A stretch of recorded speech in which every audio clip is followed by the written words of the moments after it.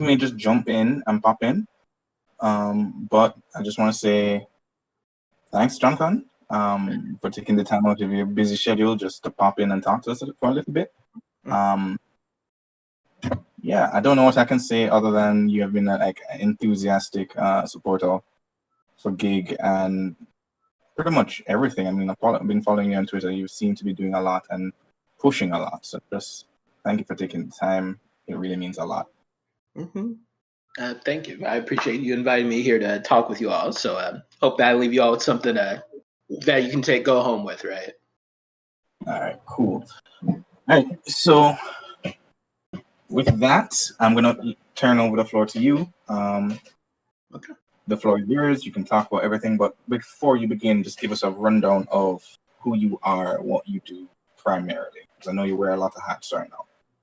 Sure. Like I have slides of that in the presentation, but I can at least I can mention that, right? So I'm a software engineer and a game designer primarily. I've been working in games for about 9 years. I just launched my first solo game, Galactic Bar Fight, and people seem to generally like it. Definitely have gotten negative reviews, which exists, of course, but yeah, I've been working in games for about 9 years. I've done a little bit of everything: UI, rapid prototyping, gameplay, back-end multiplayer networking, a little bit of everything.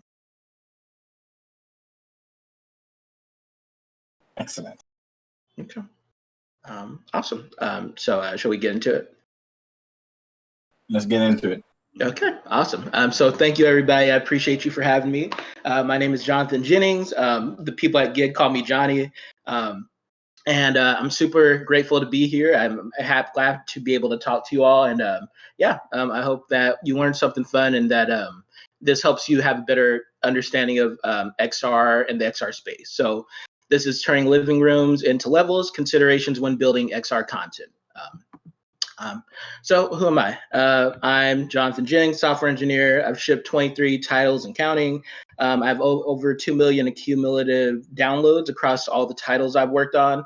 And I've worked with several companies, some that have had partnerships, or I've worked directly with DreamWorks, Sony, GM, Ford, Kia, Walmart, Toyota, and more. I've worked in the space for a while, and I've worked in both the enterprise and the more video game side of XR content development. So some of my mobile game work, one of the more popular games I've worked on is called Flavor Monsters. I had over 1 million downloads in the mobile game space. Some other popular games I worked on are Thunder Jack's Log Runner, Colonel Kart Racers, which is the second game Ember Lab worked on, and Ember Lab is coming out with Kena Bridge of Spirits soon. So it's amazing to see them go from a mobile Kentucky Fried Chicken game to a full PS5 release that has a lot of hype.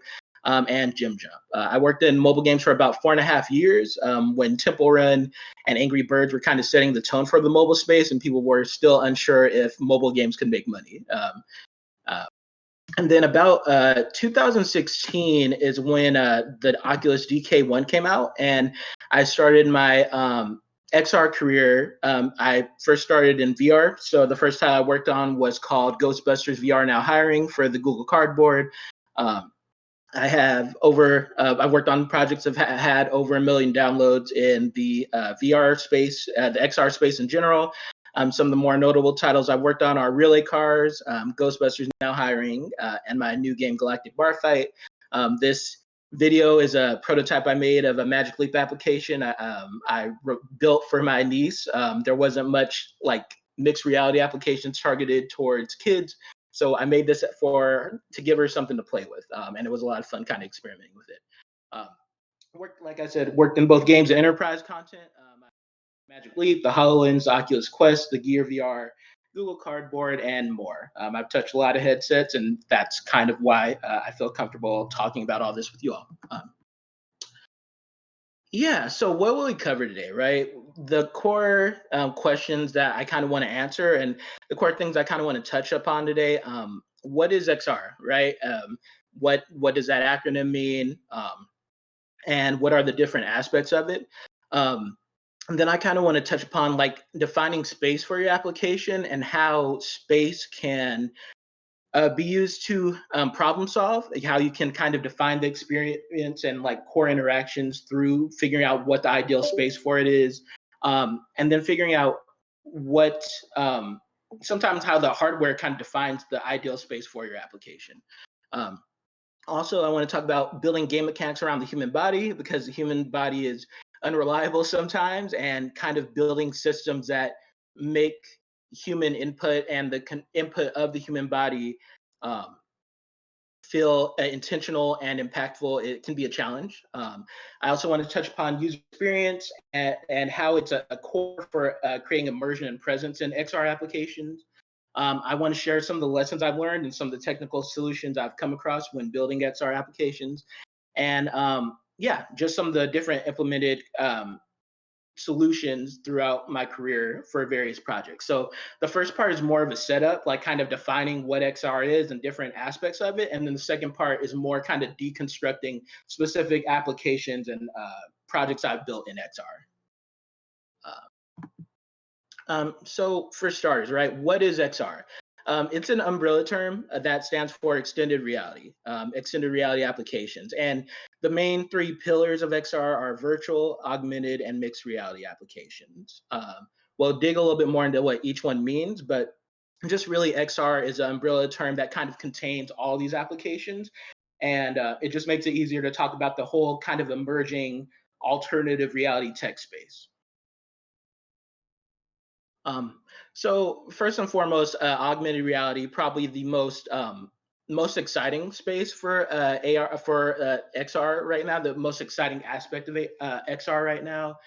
Um, at its core, AR is basically superimposing virtual objects on real world environments. So in this Pokemon Go example, we have the real dog in the real background that the virtual Pokeball and Squirtle are sitting on top of. And most notably with AR applications, it's about not necessarily an actual connection between the real world and the things that are being superimposed by the screen. It's about just kind of the image of this virtual object in a real world space. It's not computing and actually like placing it in within real spatial dimensions, if that makes sense. Super popular on phones, increasingly popular on web browsers.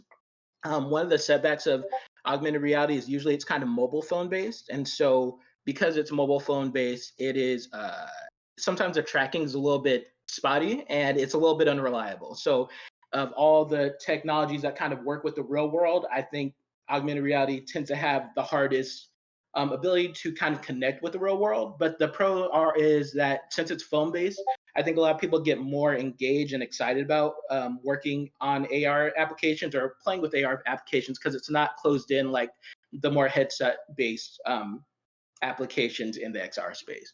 And some of the most notable examples are Pokemon Go, the Snapchat lenses, and the upcoming Pikmin project that Niantic announced. I'm a huge Pikmin fan, and I can't wait to see what a Pikmin AR game looks like. Um, then we have mixed reality. Personally, this is my favorite aspect of XR. So the core difference between AR and mixed reality is usually mixed reality utilizes a headset, and the headset does what we call spatial mapping. So it kind of maps out your actual real world space and then creates virtual content that can exist within that space. And so this example is Dr. Bort's Robot Invaders. I'm playing it in my living room. You can see as the spawning portals are opening in my walls. When I shoot the enemies, they fall on the floor. The pieces kind of scatter all over my carpet. And so there's a real connection between the virtual object and my physical space. The most notable examples for this are the HoloLens and the Magic Leap.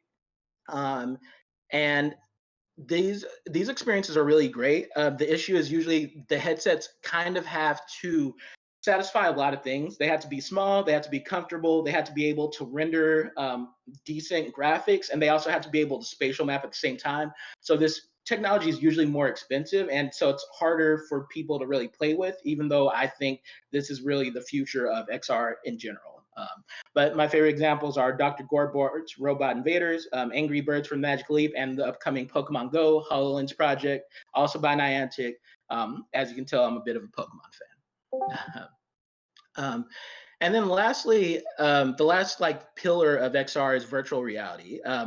Really, this is usually headset-based technology, so it exists within a headset. So the Oculus Quest, the HTC Vive, and Google Cardboard, which is now defunct, kind of are the vehicles for this application. They usually have full virtual environments that have no connection to the real world space, but they do have like a one-to-one movement system that reflects your head and arm movements generally. Um, some of the most notable examples of like VR applications are Beat Saber, Super Hot, Gorn, and Virtual Reality, games I all really enjoy. Um, the biggest setback I've kind of seen with VR is that people feel really closed in the headset, and it kind of makes them feel uncomfortable and disconnected from people around them. And so a big aspect of VR and creating VR content is making that feel more social and not feel like people are closed off in their own world while in the headset.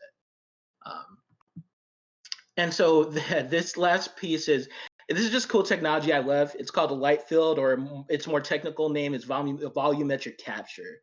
Essentially, it's like if you had a picture or a video that you could look around, like a actual recorded video. And I think the potential for this is immense. I think it means that we could actually move around our favorite artists' music videos. It means we can actually move around art installations. I think it makes virtual tourism really exciting. So I'm super excited about light fields and volumetric captures. There's a great Welcome to Light Fields demo on Steam VR if you have any kind of headset that I think is well worth playing and kind of exploring. Um, yeah, I love light fields. I think everybody should know about them because I think they're going to be a huge deal in about 5 to 10 years. It's kind of expensive to produce a light field, but I think as that cost goes down, it's going to be really amazing to see what kind of content appears. All right, so considerations when beginning new XR projects, right? These are some like the foundational ideas you should kind of explore and questions you should ask yourself, right? I'm a big believer that user experience and like basically the player or user's ability to engage in an experience and be comfortable while doing it is core to a really good XR experience. User experience powers believability, and believability powers immersion. And I think immersion is the real powerful aspect of the space and the technology within it. So I think UX is a core aspect of any kind of design decisions or thinking for content in space. Degrees of freedom, it's what does that mean? And will you be making a 3 degree of freedom or 6 degree of freedom project? Defining your target play space, experience size, and ideal experience environment. I think we're going to talk about how the hardware helps define that, how your interactions can help define that, and how sometimes you can use space to problem solve for an XR application. And then we're going to figure out how the human body can help inform or hurt your XR experience. Because, like I said, the human body is a little bit unreliable. So designing around the unreliability of the human body can be a challenge. And then, again, user experience as a core aspect of design for pacing, mechanics, and framing an experience. I really do think UX is really core for making a solid XR experience in general. So things to consider, UX is the foundation of all immersion. So these are 7 principles the Interaction Design Foundation has set out that kind of illustrate good UX design principles. So you have an experience that's valuable, accessible, desirable, credible, useful, usable, and findable. And if I had to really reduce it to 3 words instead of these 7 kind of pillars, I think the 3 important words are clarity, comfort, and control. How clear is your user on what your application allows them to do, and how clear are they when they're attempting an action in what they're actually doing? How much they understand about the flow of your interaction and how it works and how they kind of interact with it. Also control, right? How in control of the experience do they feel, right? Do they feel like when they touch a menu tab, they get wind up in the wrong place? Are they in the wrong spot? Do they feel like they can't reliably find information or the right place to interact with things? And then lastly is comfort, right? How comfortable is your experience to use? How much friction happens for the user in terms of kind of seamlessly accomplishing the task your application's built to help them accomplish. And so ultimately, good UX in XR is particularly focused on reducing friction, because friction breaks someone's ability to fully immerse themselves in the experience. And it it takes away the power of your experience. It's a bummer when you're really lost in application and then something happens and all of a sudden you kind of realize I'm in the real world. I have this headset on. It's really interesting seeing how just a small discomfort in XR can completely break someone's ability to submerge themselves in the immersive environment. So a thing to consider: 3DOF versus 6DOF. The DOF in 3DOF and 6DOF stands for degrees of freedom. And essentially that refers to how free the person's movement is and how fine the tracking for the headset is when the person's moving. So 3DOF applications are generally more your 360 video experiences, older Google Cardboard experiences that don't really reflect height or any kind of height movement, depth movement, any kind of ability to strafe. Essentially, a 3DOF experience focuses on your 3 rotational axes, or basically your ability to move your head around and look around in kind of a global space, as this kind of example illustrates. 6DOF includes the 3 rotational axes of your head, as well as the 3 positional axes of your movement. And so that corresponds to height, the ability to strafe, and depth, so you can move back and forwards. And it offers a more rich movement experience. And I think it makes for a more interactive experience that users can get lost in, because they can move closer to objects. Everything feels like it's actually placed in space.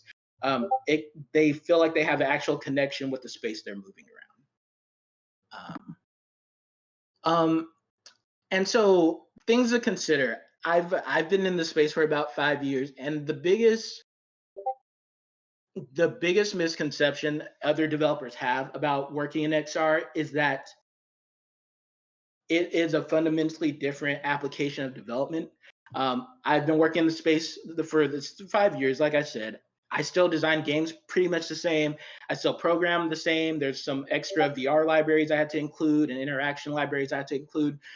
But the big difference between traditional games and working in XR is that your player is a camera. And so you have the same technical workflow, but you have an entirely different interactive perspective. And so really everything comes from the perspective of grounding your player in the environment, in the space, and understanding all of the information that they process and all of their interaction active possibilities. And everything kind of has to feel like it's housed in that same environment for them to kind of experience and process. So fundamentally, if you don't take anything else away from this talk, your player is the camera is really the simplest statement I can express to the big difference between working in XR versus traditional games. And so the first aspect of kind of creating an XR experience I want to talk about is defining a physical space for your virtual experience, right? I'm going to show you 3 examples. The first one is allowing your core mechanics to inform your ideal playable space. Then we're going to talk about working within technical limitations and strengths to determine what the ideal playable space for your experience is. And then lastly, we're going to touch upon identifying a target space to address technical issues.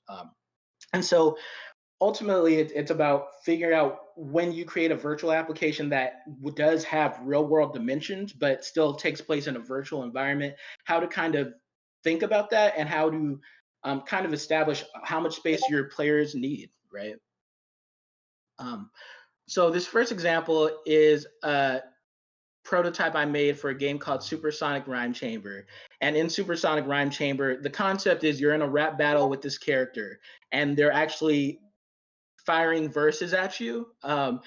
And so I'll play the video, and there's 3 lanes that the verses or lyrics come down. There's a high, kind of like a fighting game. There's a high lane, there's a mid lane, and there's a bottom lane, and there's a left and right lane of interaction, right? And so when we kind of decided to focus on this punch interaction to kind of block and swat the verses away from your opponent, we kind of, that deciding on that mechanic kind of informed what the ideal space was. It kind of created a window of space. I wish I could like draw a diagram, but essentially right in front of the player, there's a kind of a window, right, that they can view the whole scene in, that they could view and kind of process all the information within, and a core view that the actual verses that they interact with fly down, and creates essentially a window of playable space just by deciding on the mechanic of a punching system, right? A system of punches that kind of power on our core to the interaction. Um, so this is more of an example of letting the interactive mechanic define the ideal spatial canvas. And so letting your interaction determine what the ideal playable space is, and then building the interface and experience to kind of frame your targeted mechanics. We knew that everything was going to happen within your arm's length, within that punch window. And because of that, it made it a little bit easier to like read what the interaction window is for this experience. I meant to mention at the beginning, there's going to be a lot of overlap because all these mechanics kind of overflow. And so there's going to be a lot of points where just different aspects kind of overlap when explaining these concepts. I just wanted to clarify that. So this second example is more letting the hardware define the ideal space for you, right? For relay cars, we worked on an application for the Magic Leap. And the way the Magic Leap works is it produces that spatial mesh that kind of maps your room and basically makes a geometric mesh that matches your actual physical space and allows you to interact with the physical environment using your digital content. And so for this experience, we basically have a virtual car driving experience. So I could do donuts around my car. You could see that little radial UI at the bottom. You could see like the little, there's a menu up top that allowed you to switch from manual driving to AI driving. I think this is my favorite part where I pick up the car and I balance on the edge of my couch. And really for this, our idea was to figure out what the hardware allowed us to do. And so the Magic Leap already does spatial mapping, and figuring out how to create kind of an experience that took advantage of a room size application. So I drove this car around my living room. I drove it around our office. My boss took it home and drove it around his house. And it's really designing an experience around the capabilities of the hardware itself. In order for us to like achieve that, we kind of had to make some assumptions. I don't know if you saw, there's like a small shelf at the beginning of the video that you pull the car from. And this shelf, we assume that whenever you start the experience and you face forward, you're in the center of the room. And so we set this experience about 2 feet in front of you to give you like an interactive space and a space to focus on besides focusing on the car as like the center point and stage of the experience. And so this is more of an example of giving our players a chance to explore familiar space with their functionality. The fun thing about this was we don't know anything about the actual player's environment, and so it's allowing them a chance to kind of explore their room with our new tech, and kind of again turning their living room into a game, right? It was a super fun experiment, and I think this is more of an example, like I said, of letting the hardware kind of define what the playable space is. The Magic Leap does room tracking, room and spatial mapping really well, so we let that knowledge kind of power what the core and fundamental space for our experience was. And then this is more of an example. So my friend John Wolf, who he's working on a game called Oink AR. And this is he consulted with me because like I was talking about earlier with augmented reality applications, there's some issues with tracking. And so what he found, Oink AR is essentially a Tamagotchi app where you feed your virtual pig. And he had an issue where the pig didn't seem to sit on real space veered super well because the tracking for the augmented reality for phones for augmented reality is kind of off. And so my suggestion was to make a space or make a stage, right? This little patch of grass that would act as a more reliable space for the players to essentially select where to establish the experience. And then once they confirm where that experience is established, we could let Unity do its work and create like a designated play space where the actual physics engine and all those aspects could work and be utilized versus like trying to make the Unity stuff work alongside with the augmented reality tech aspects, because it can be really hard to improve tracking without having a really low level engineer. So this was more of an example of using a defined space to problem solve, right? By defining this stage as the interaction space, he could center all of his interactive experiences right here, like feeding the pig, playing with the pig. And it gave players a more reliable environment that made the experience feel a little bit more seamless and smooth and comfortable. And he seemed happy with it, and most of his players seemed happy with it. So I thought it was a really good example to point to as far as like using a designated space as a way to problem solve for your technical issues with the hardware. So the second like group of projects I wanted to kind of showcase was building mechanics around the human body. And so some important thoughts I think when thinking about that are starting from perspectives of accessibility. I think that beginning from a place of accessibility helps make sure the content is enjoyable and it's functional for anybody. I also think making a seamless and accessible experience helps reduce friction, and by focusing on comfort, you can reduce the friction by focusing on the comfort and intention of your users' actions versus the actual raw data and input of their actual body motion. And then last is making gameplay accommodations for human error, right? Finding ways to make your game,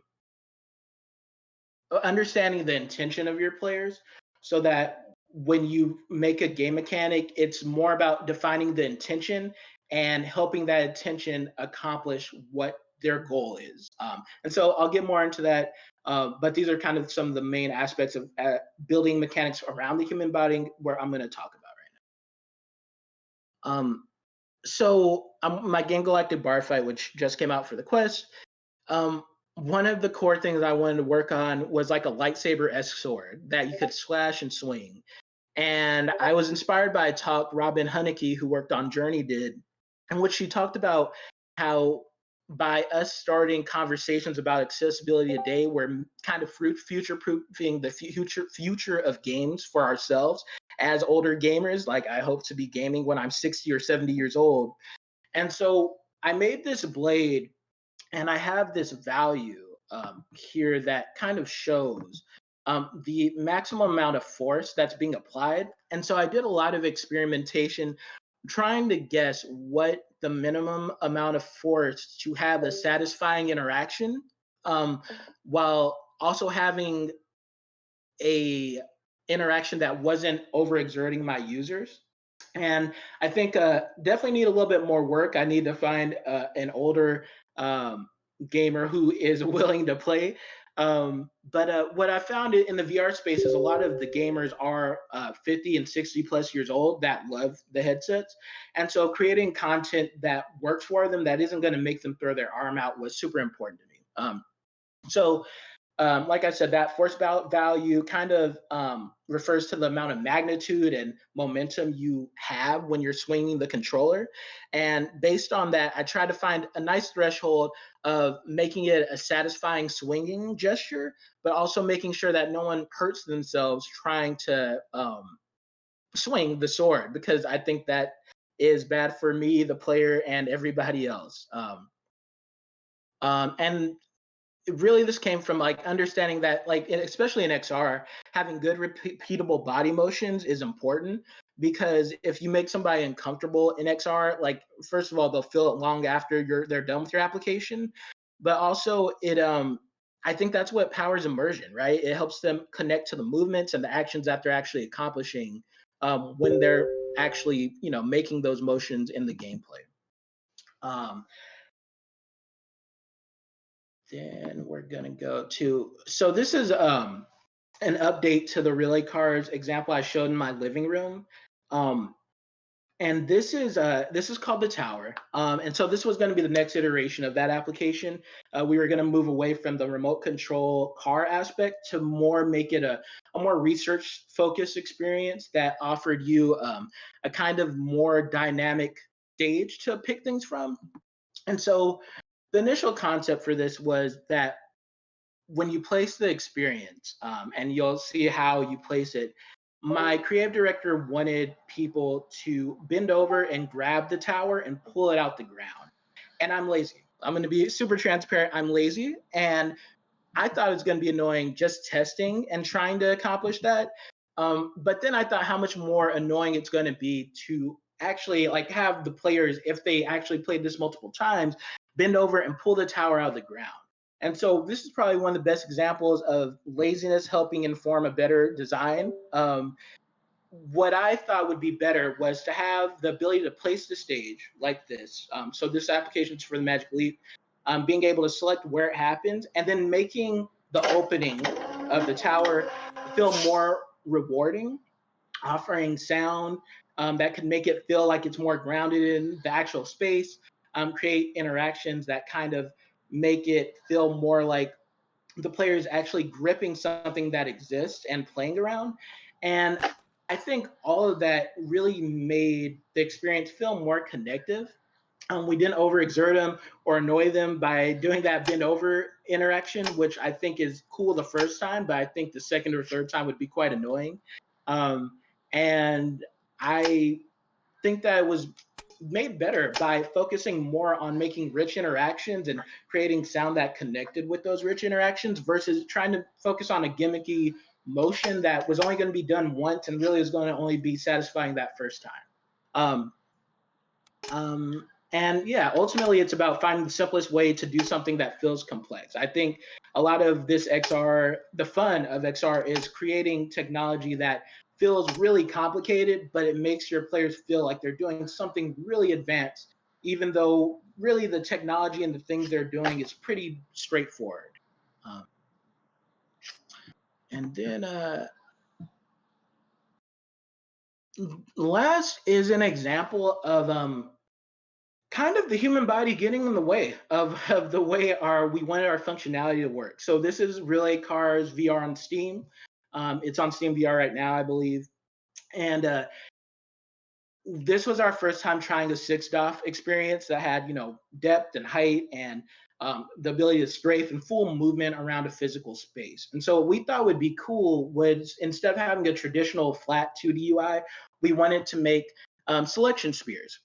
And by using these selection spheres, we would allow players to like throw these selection spheres at a play area and change the car, change the paint color, just kind of change, interact with the experience in a less traditional way, right?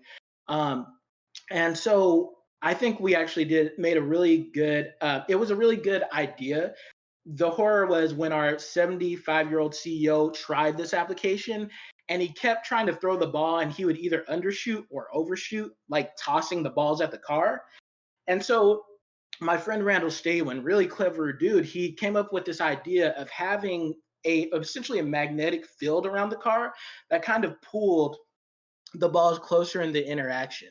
And I think that made the value of that was finding the intention of what the player is trying to do, not so much focusing on the accuracy of what they're trying to do, because whether it's our 65-year-old CEO, and he wasn't the only one who was missing the car because the angle of releasing the throw um, while holding a controller is a little bit, it's not the same angle you'd actually release at to throw a ball.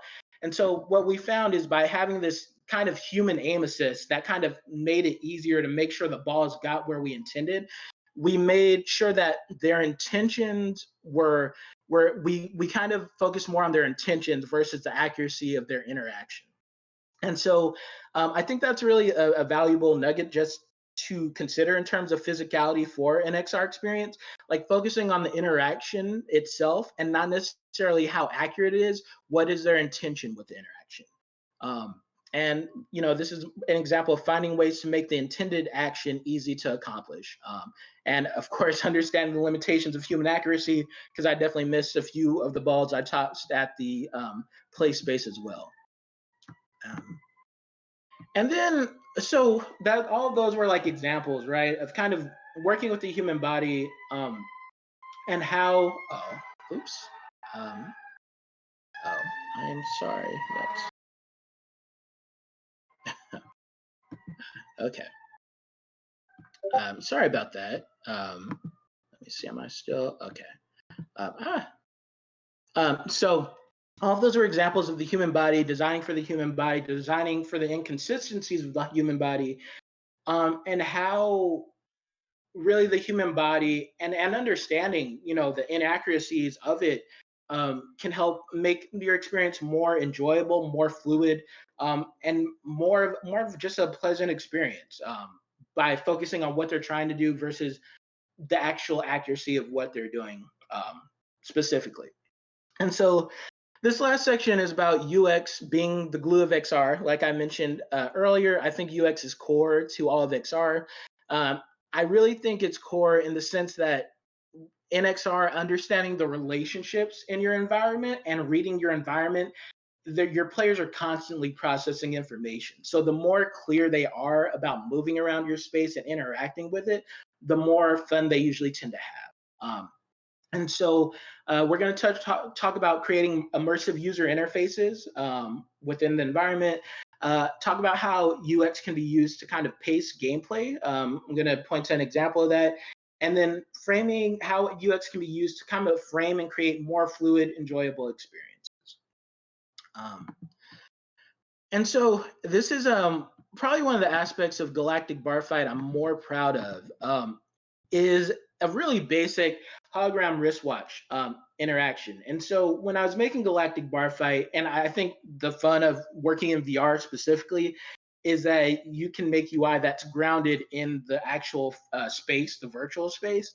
Um, and so I had a lot of fun kind of figuring out how would players keep track of how much time they have in a given round. And so I borrowed from an age-old interaction I think we all have, which is, the old look at your wrist to determine how much time has passed interaction. And how using that natural interaction, I was able to kind of create a gesture that players were able to do in the middle of the heat of combat that felt natural, that felt like it's a gesture you'd make in the real world.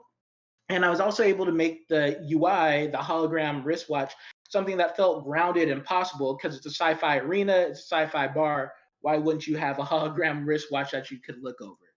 And so really the UX for this is kind of defining, like, the basic, kind of translating classic game relationships such as timers, and making that feel like it's a part of your space, it's a part of your character as this virtual avatar, in a space, and by using the slight color shifts, I could make it really easy to read from like the very calm blue at the beginning when you're first starting your time to this more like magenta reddish color when you've actually run out of time for the application.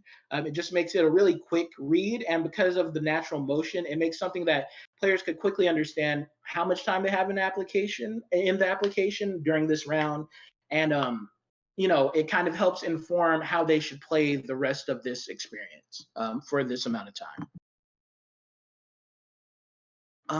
And this is another example from Galactic Barfight. Um, I had about a 3-week span with Galactic Barfight where I really didn't know what to do when players got hit by enemies, because in classic games, you tend to, after a player gets hit, you tend to have invincibility frames, right? You have a moment of invincibility so players can kind of regroup, refigure out the situation, and reorganize their thoughts and kind of go back on the attack, right? Figure out how they messed up and figure out how to recover. And that's harder to do in VR because your players are actually physically moving around. And so my solution kind of came when somebody suggested I look at Mass Effect and this anti-gravity effect that happens. Essentially, when the players get hit in Galactic Barfight, this anti-gravity effect happens. And that affects, that kind of changes up the pacing, right? It goes from an experience where you can parry bullets, where you can duck and dodge from the laser blast, where you can duck around the structure, it changes it more into a shooting gallery. So it helped in terms of giving players a chance to regroup because the enemies are kind of disabled as they're floating up. It changes the pacing a little bit because it makes all the enemies really easy to shoot. It gives players a chance to get some reduced points, but to get a lot of them really quickly. It gives the app and a chance. It gives the experience a chance to reset and launch the next wave. And by really just making this one mechanic, I was able to solve a bunch of problems with one kind of state change in my gameplay. I definitely think this is one of the aspects I'm a little bit more proud of. I think I had to make it a little bit more clearer for the players why enemies are floating, but it's definitely an aspect of UX working and kind of informing and setting the pacing for my gameplay that I'm more proud of. And that happened in Galactic Barfight. And so the last example is going back to the game I showed at the beginning, Supersonic Rhyme Chamber. Um, when this is for the final version we ended up submitting for the Oculus Launchpad program for a grant, when we were trying to establish the gameplay, we tried to focus more on a traditional rhythm game mechanic. And when we did that and tried to kind of frame and set up the UI, we tried this unique input mechanism where the UI would come from both sides of the screen, right? And it did not work well because if you, as you can see, this is kind of overwhelming, right? You see both, it's almost like there's competing perspectives of focus. Because the UI is coming from both directions, the player doesn't really have a lot of time to really make decisions and figure out and respond to the UI on either side. It kind of clutters the UI, and you can kind of see like there's an overlap. You couldn't really tell if you hit or you didn't when the lyrics or the objects are over the main input rings. And so it was a really tough experience to try to build an input system around this kind of more classical rhythm game input system.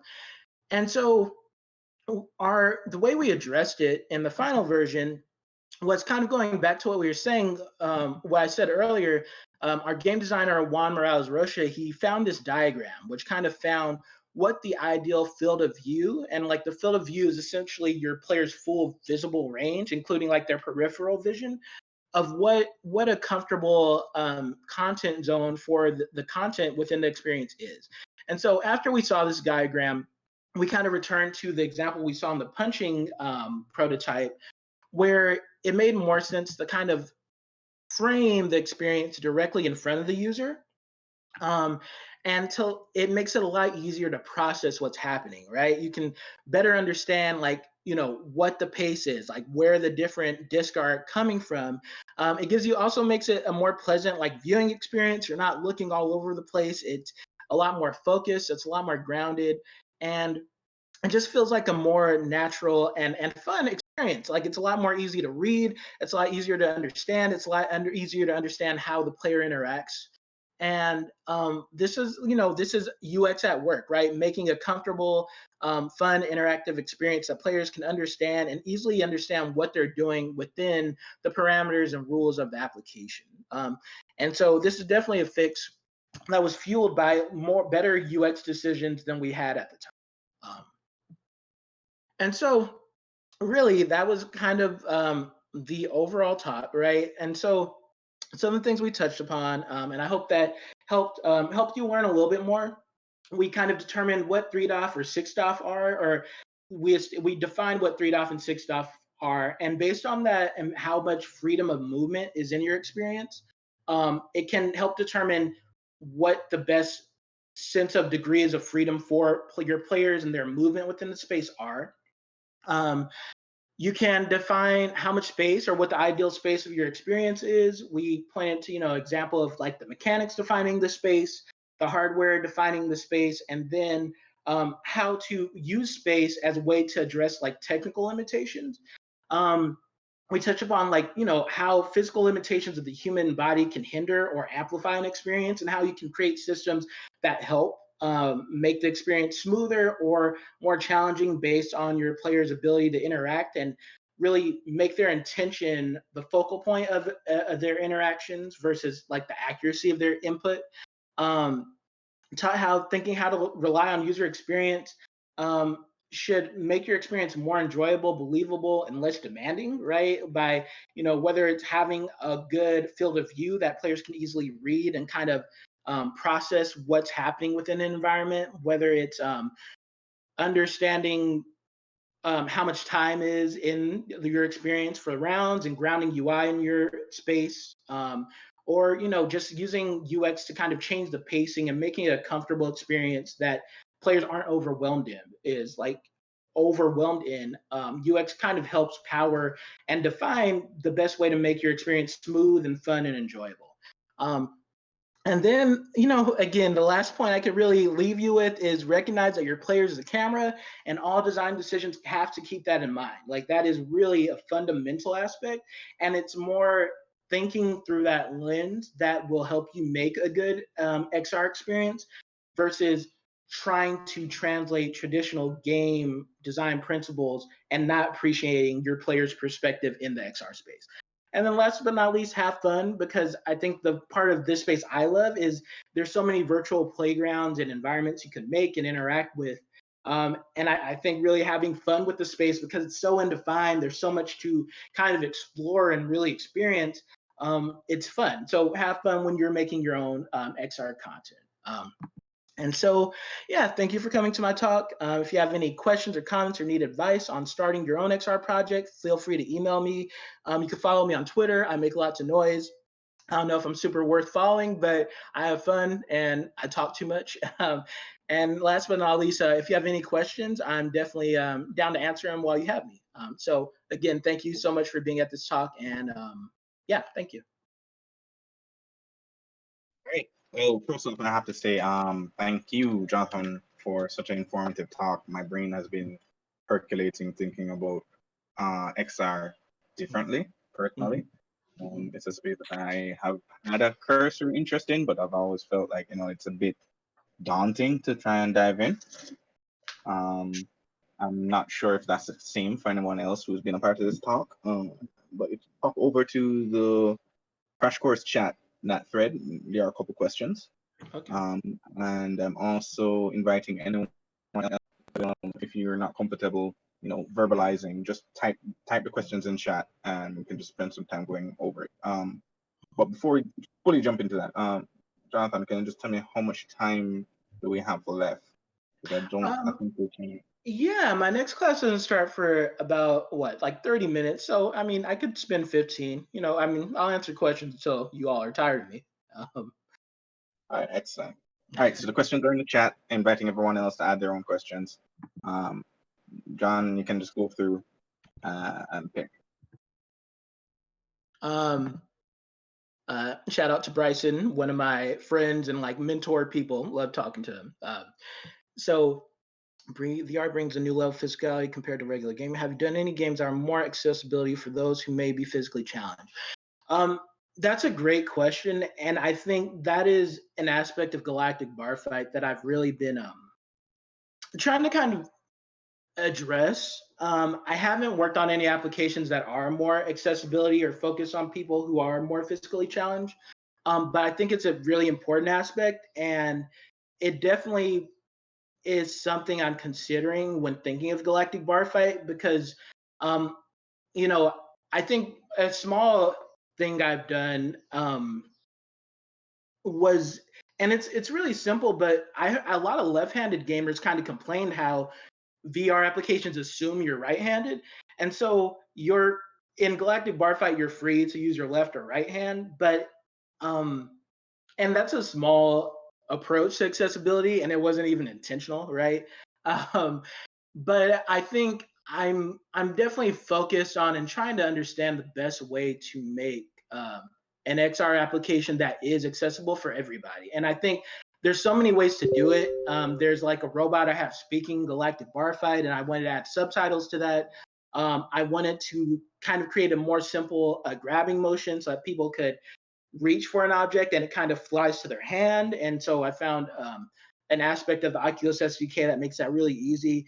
And so trying to make it easier for everybody to play it is very important to me. I just haven't really spent the time I need to really think and really talk to gamers who do have physical challenges and find the best way to address that stuff. So yeah, so it's stuff that I'm considering. It's not something I've actually done yet in real time, or I can like point to like applied examples in any of my work.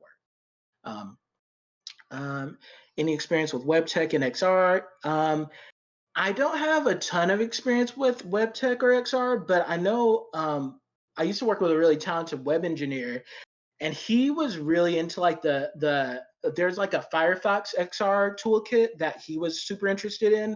They have a lot of really cool web XR examples that are worth checking out. I think really Mozilla kind of seems to be taking the charge for web XR content. So I would definitely look at like any of their web XR suite stuff.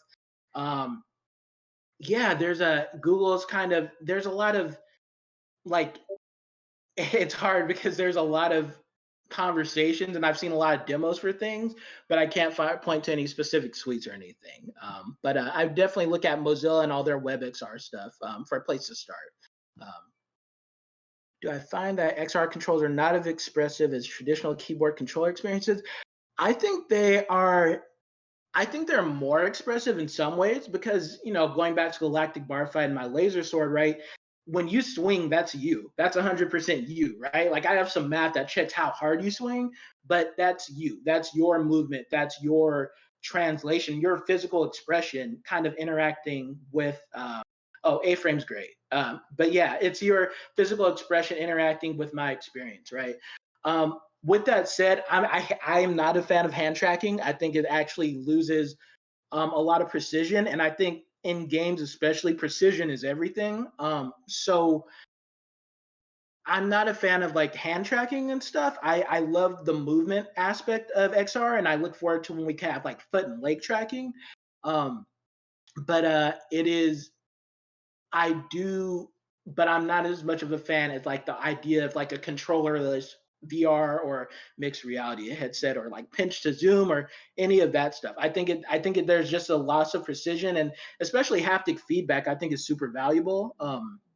And I think that traditional controllers, I'm really a fan of the new PS5 controller design that kind of wraps around your controller. I think that's a lot more natural, and I'm super excited to like play with it and see what that's like.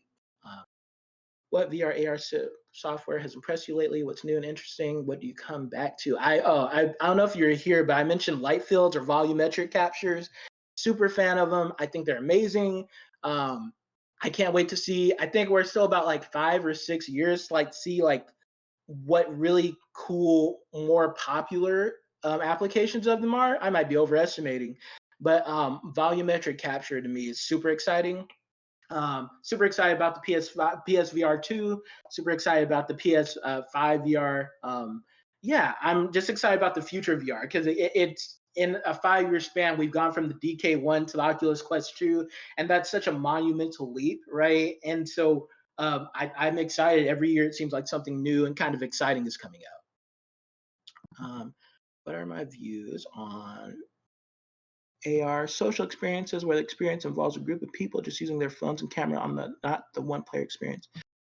I think that the value of AR is that shared experience, right? I think the more experiences we can have that are almost like old school kind of multiplayer frameworks where you have one host and a bunch of kind of guests who like interact and latch onto like the host's ability to kind of house the core experience while everybody is also taking part in it. I think that's super valuable, and I think the more applications we can make that are more social in that sense are super valuable. Yeah, I saw like an example of Pokemon Go, and I guess it looked like almost. Well, I think the best example is Pokemon Go and raids, right? I think that was tremendously intelligent. I think it was a good way to apply like old school gaming concepts of going on raids. And I think that more focusing on experiences that do kind of have like a center point of focus, but a shared social aspect makes for a more fun and kind of accessible environment for AR and VR content. Yeah. Um, there have been some games I wanted to try, but the helmets and all that really turn my stomach easily with how everything shakes or it's constantly. Any idea how to deal with that? Right. It's kind of hard. I think when I first got my PR, so they call your VR legs sometimes, right? When I first got my PSVR, the recommendation was like eating I don't think it's radish, but it's like eating. It's like eating. Not like well, I've heard people say taking Benadryl, maybe eating like maybe it is like a garlic radish or something, but really it's almost the issue with VR is it's connected to your brain, right? Like, and I think sometimes people don't understand that. So when you're uncomfortable in VR and your brain is actually affected and you feel seasick, like that's a very important issue to kind of address. And so I guess yeah, I would. Oh, ginger. There we go. That's it, Bryson. Yeah. So ginger is a good example, right? I heard a lot of people recommend ginger, and it helped me a little bit. But the issue, really, like the thing was getting your VR legs and kind of trying VR a few times. And the big thing about VR is if you feel sick, just put the headset down and come back tomorrow because it again, it's immediately plugged into your brain. Like trying to power through a VR experience is the worst thing you can do, and the worst VR, all the worst cases of VR sickness I've experienced was when I tried to power through a VR experience. So, like Bryson said, ginger or ginger beer is great. I've heard of people taking Benadryl. Like you have to actually address your body, right? Because you physically feel sick. Your body doesn't know what's happening. It kind of feels like something's happening, but because it doesn't necessarily feel force on it, it kind of gets confused, and then that leads to VR sickness. And yeah, it's a problem, and I hope that we address it sooner. I think VR is getting better at being accessible and comfortable, but it's still a challenge. And yeah, I'm sorry that you struggle with that. I've definitely been there. I hate that the advice I have is like power through, come back and try again. But that's really the best advice I can give at the moment, besides taking ginger beer or Benadryl. How long do you think it will be before XR becomes a norm, as smoke firms have become at Snapchat? Oh man.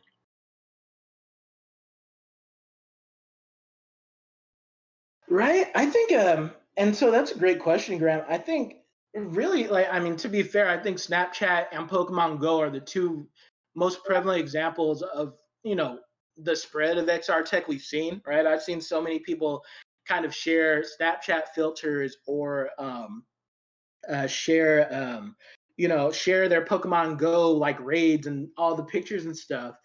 And so I think how long do I think before it becomes a norm is hard because I've even seen like Twitch streams that kind of implement AR for like face modification stuff. Maybe that was also like a desktop version of Snapchat. But it's I think it has to be like a gradual process where people become less afraid of the technology. I think VR has had an amazing year, and AR kind of seems to be the horse that a lot of people are betting on. Um, but I think it's just growing, right? It's getting people used to the technology. It's getting people used to the understanding what the value of it like is. Like at Easter, my stepdad, he's about 63 years old, and he was trying to show my nieces and nephews this VR headset that I gave to him, and he was excited about it. But my mom is still very much, yeah, it's a toy. It's a toy, right? And so I think it comes from, first of all, people like my stepdad who are older and excited about the technology and gravitating towards it. I think kids and stuff, they dive into it anyway. Like, I think they just think it's cool, so they're used to it. But it's kind of like a kind of a cultural shift of understanding the impact and possibilities of VR. I think my stepdad's really into virtual tourism, and I think that's a great way to sell it to older people. Um, yeah, I think it's just taking it 1 year at a time, right? It's kind of yeah, it's hard to know when it's going to get prevalent because even with VR, we've been saying VR is going to blow up soon, right? And this is the first year, like there's been a really big outpouring of interest from VR from like consumers, but we've been saying that VR is going to be a year away from like getting that kind of reaction for the past 3 years. And so I think what do they say in tech, everything happens slower than you expect, but it happens faster than you think. Like it's kind of, it's just like it once VR becomes the norm, it'll be the norm, right? It'll just kind of almost, it'll seem like it was overnight, even though those of us who are paying attention know it's been kind of a steady road of progress. Yeah. Any other questions, thoughts, concerns, confessions? I don't know. Well, if not, then thank you all for coming. I really appreciate it. I was really excited to do this talk, and thank you all for sitting it through it. I hope you went away with some good nuggets, and definitely feel free to email me or reach out if you have any more questions or thoughts. Thank you so much. I appreciate this. Thank you.